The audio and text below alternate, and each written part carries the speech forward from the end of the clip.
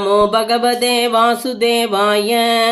श्रीमद्वाल्मीकिरामायणम् आरण्यकाण्डम् चतुश्चत्वारिंशः सर्गः। मारीचवञ्चना। तदा तु तं समादिश्य भ्रातरं रघुनन्दनः बबन्दासिं महातेजाः जाम्बूनतमयत्सरुम्। तदस्त्र्यवनदं चापम् आदायात्मविभूषणम् आबत्य च कलापौद्वौ जगामोदग्रविक्रमः तं वञ्चयानो राजेन्द्रम् आपतन्तं निरीक्ष्य वै बभूवान्तर्हितस्त्रासात् पुनः सन्दर्शनोऽभवत्। बद्धासिर्धनुरादाय प्रदुद्रावयतो मृगः तं स्म पश्यति रूपेण द्योतमानमिवाग्रतः।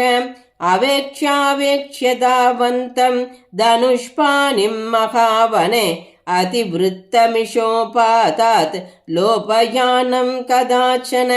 शङ्कितं तु समुद्भ्रान्तम् उत्पतन्तमिवाम्बरे दृश्यमानम् अदृश्यं च वनोत्तेषेषु केचुषिन् छिन्नाभ्रैरिव संवीतं शारदं चन्द्रमण्डलं मुहूर्तादेव ददृशे मुहुर्दूरात् प्रकाशते। दर्शनादेवं सोपाकर्षत राघवम् सुदूरम् आश्रमस्यास्य मारीचो मृगतां गतः।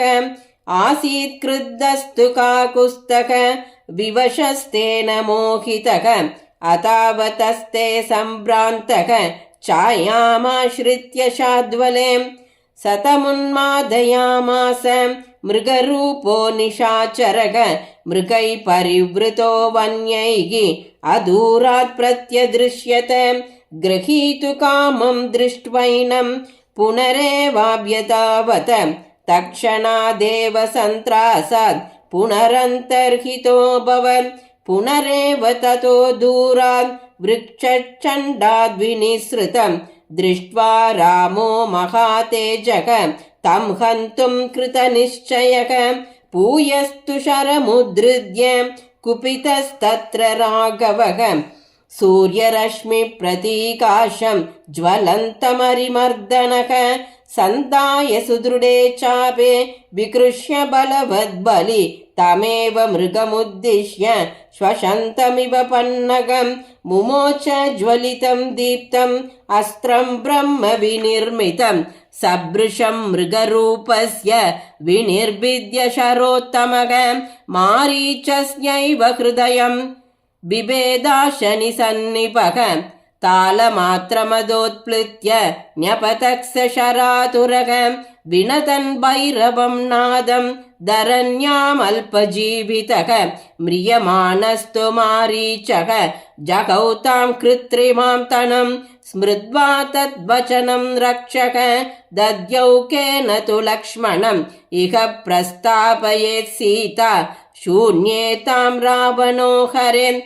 सप्राप्तकालमाज्ञाय चकार च ततः स्वरं सदृशं राघवस्यैव हासीते लक्ष्मणेति च तेन मर्मणि निर्विद्धः शरेणानुपमेन च मृगरूपं तु तद्यक्त्वा राक्षसं रूपमास्थितः।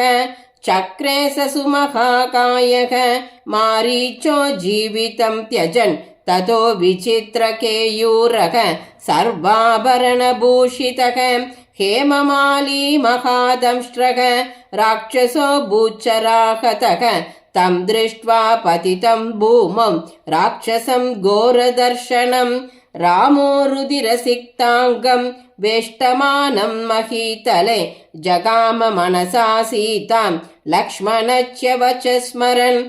मारीचस्यैव मायैषां पूर्वोक्तं लक्ष्मणेन तु तत्तदा ह्यभवच्चाद्य मारीचोऽयं मया हतः। हासीते लक्ष्मणेद्येवम् आकृष्य च महास्वनं ममार राक्षसः सोऽयम्। श्रुत्वा सीता कथं भवेन् लक्ष्मणश्च महाबाहुः कामवस्थां गमिष्यति इति सञ्चित्य धर्मात्मा रामो हृष्टतनूरुगः तत्र रामं भयं तीव्रम् आविवेश विषादजं राक्षसं मृगरूपं तं हत्वा श्रुत्वा च तत्स्वरं निहत्य पृषदं चान्यं मांसमादाय राघवः त्वरमानो जनस्थानं ससाराभिमुखस्तथा।